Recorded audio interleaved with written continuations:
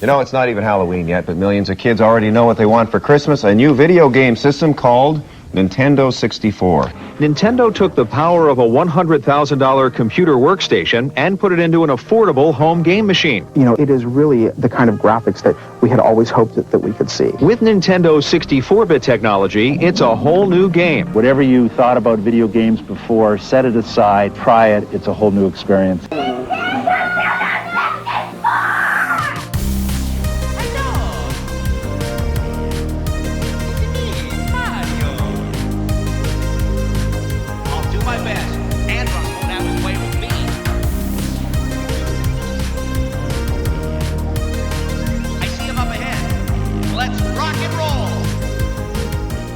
Out of all the consoles that have existed in the relatively short history of the video game industry, one of the most influential, in my opinion, was the Nintendo 64. The Nintendo 64 had the incredibly important task of reinventing Nintendo's most popular and successful franchises into the third dimension. Well, most of them. My relationship with the Nintendo 64 is special to me. Released on June 23rd, 1996 in Japan, the Nintendo 64 is only about 5 months older than I am. And not only was it my first experience with a video game console, but my first experience with video games as a whole. And while the system wasn't without its flaws, the N64 laid the groundwork for Nintendo's most popular and successful franchises today. Games like Breath of the Wild and Super Mario Odyssey and even Smash Bros.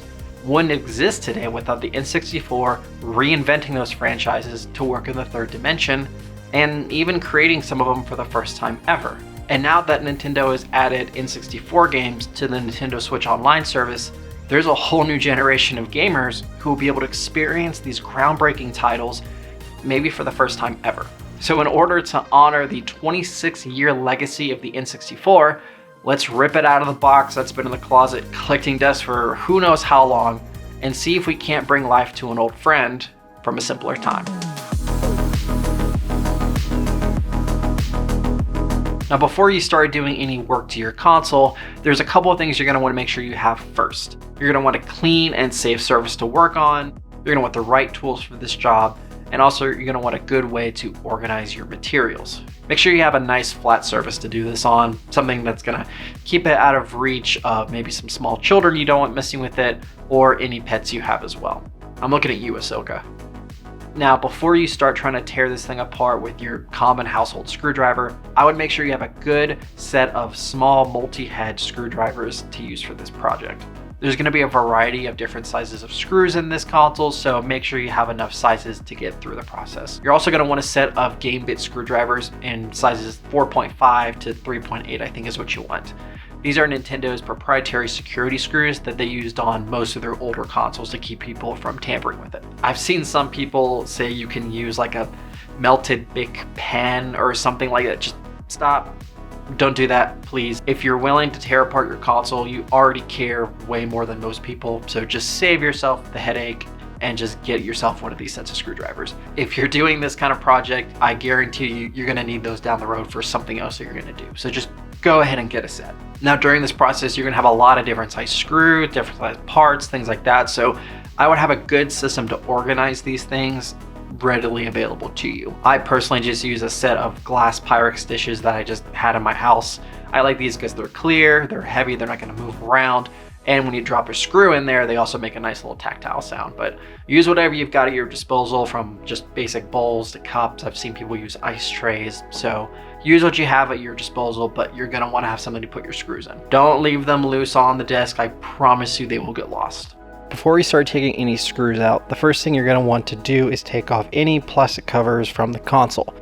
There are two of these that you need to worry about. The first one is the expansion bay cover on the top. Pop off the cover to reveal the jumper pack. You can use a large flathead screwdriver or a butter knife to pop out the jumper pack out of its slots. Next, flip the console over and remove the second cover on the bottom, and set those two aside for now. Now, while the console is flipped over, go ahead and remove the 6 security screws on the bottom. You can use your 4.5mm screwdriver to remove these. If this is the first time taking apart this system, you may want to use a little bit of force to get those screws loose. Once you have these screws taken out, there should be 2 feet covers on the front of the console that should also come out. Flip the console back over right side up. Now go ahead and grab the top shell of the console and just lift straight up. Go ahead and get that bottom half and just set it to the side for now. Next, remove the power switch and the reset button by pushing in on the bottom tabs and popping out the buttons. You may need to use a small screwdriver to get the reset button out. Next, use a screwdriver to remove the 2 screws holding down the cartridge slot. Once it is removed, carefully pull out those slot doors. If you plan on cleaning these, I recommend removing the springs from these doors and putting them somewhere safe, as they can fall out while cleaning. Now go ahead and put your top shell of the console to the side for now. Now go ahead and remove the screws on the front of the console holding down this small heat shield. Pop off the front and the back heat shields for the memory expansion bay. Next, take off the 2 screws located as shown here. Note the small collars around these 2 screws. These are the only 2 screws that are like this, so go ahead and make a mental note of where these are and where they go, as they will go in the exact same spot you took them out of. Remove the 2 long screws from the side of the memory expansion slot. Now remove the heat shield from the memory expansion slot and place it to the side for now. Alright, now take off the 10 screws that attach the heat shield to the board. Remove the heat shield and place it to the side with the rest of the heat shields. Next, remove the 7 screws on the heat shield as shown here. Note that the 2 screws next to the game slot are longer than the others. Next, go ahead and remove the 4 screws in the back for the power and the AV connections.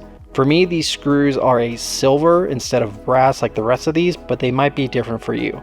But if they're silver, that might help you remember where they go. Remove the top heat shield from the console and place it to the side. Now grab the bottom tray and lift the board out of the shell. Be careful because the AV slot will probably fall off. Just remove it and put it with the rest of your plastic pieces. Now just remove the small metal pieces and the power indicator cover on the bottom. Now place your bottom shell with your top shell to be cleaned. You can remove the motherboard off of the bottom shell and put it with the top. Now if your system is having a hard time reading the games like mine was, you may have a bad connection to the game cartridge. To clean it, simply grab the game slot and pull it straight up. You might need a little force to get this loose. Now be careful not to twist this sideways or any funny direction, as this may break some of the metal pins on the bottom needed for connection. Don't attempt to remove the bottom slot, as this one is soldered directly to the board. To clean the game slot, you can use some isopropyl alcohol and a clean toothbrush to get any grime or debris out of the game slot that might have been introduced from a dirty cartridge. Ideally, you want to use about 90% isopropyl alcohol or higher, as you don't want to introduce any water to this part of the console. Once you get everything taken apart, you're going to want to take this over to the kitchen sink and give it a good scrub down, warm water, soap, things like that.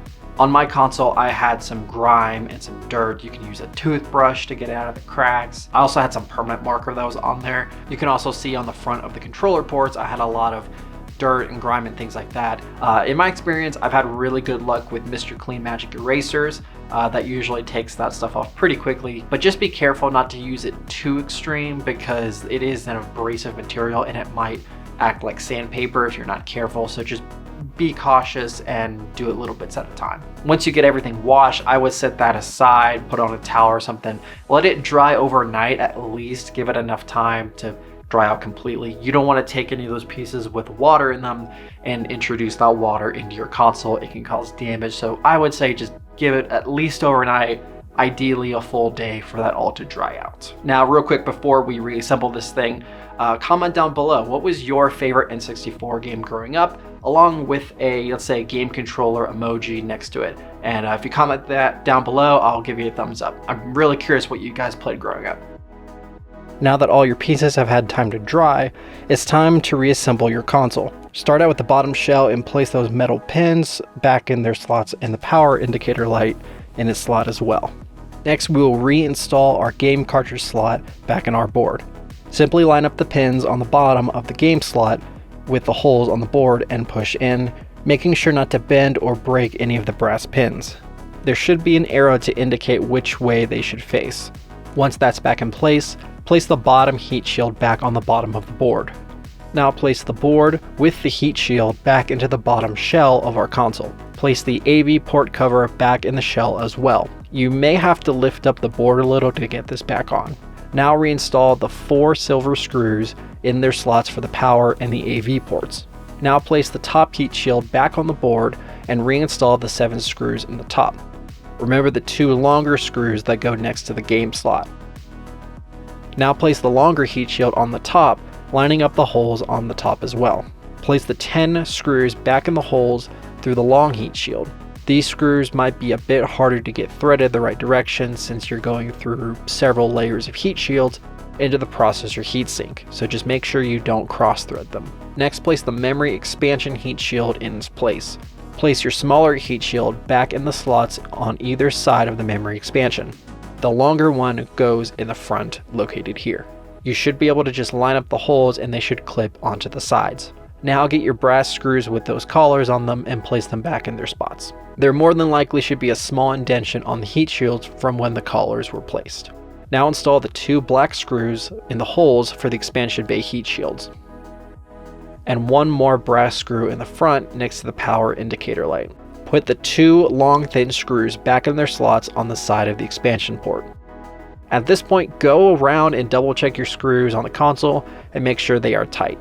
You don't want to torque these down too tight, but they should be snug enough so they won't come undone accidentally. Now place the bottom shell with everything in it to the side for now. Now this part's a little tricky. Grab your top shell of the console and flip it upside down. Now grab the cartridge slot doors and their springs. Note that the shape of the cartridge slot on the top of these doors match up. You can use this to make sure your orientation is correct. Place the springs back under the covers. The long arm of the spring is designed to rest in the indentation spot to give the spring tension, and the other small arm fits on the underside of the cover. Once you get the covers on, place the cartridge cradle on top of them, matching the cutouts so it fits in place. You may have to hold down the covers a little bit while you do this. Then place the last 2 screws in the holes on the sides to hold everything in place. You should now be able to push open the covers and have them snap back shut. Now grab the power switch and the reset button. Just push them into their spots to pop them back in place. At this point, the only screws you should have are the 6 security screws that go into the bottom of the system. So if you have any left over, double check your steps or back up the video and make sure you didn't miss anything. Finally, place the top shell of the console on top of the system. Make sure that the power switch on the system and on the top shell are both in the off position. The top will not properly fit if they don't line up. Once the top is on, check your power switch and reset button and cartridge doors and make sure that they all function properly. Pinch the system together and flip it upside down. Place those front feet back onto the front corners of the console. Now go ahead and place the 6 security screws back in the bottom of the console, being careful not to cross thread these screws. Again, these screws should be snug, but not so tight that you can't get them undone if you needed to. Next, place the bottom expansion bay cover back on. And lastly, place the jumper pack back in the bay and put the cover on. And that's it. That's how you take apart and clean your N64 and hopefully put it back together correctly. Hopefully it looks way better for you now and maybe even runs a bit better. Hopefully this video was helpful for you. If it was, consider subscribing or leave a like on the video if you enjoyed it.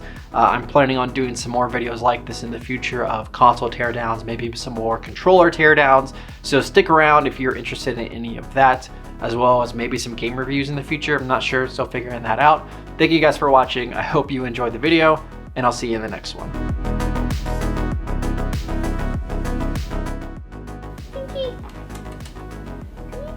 Yeah. Do you want to see Dad's setup? Look at the camera. You look so mad. Oh, look, it's a dead cat. Hello, and welcome to our show. This is our setup. Right here.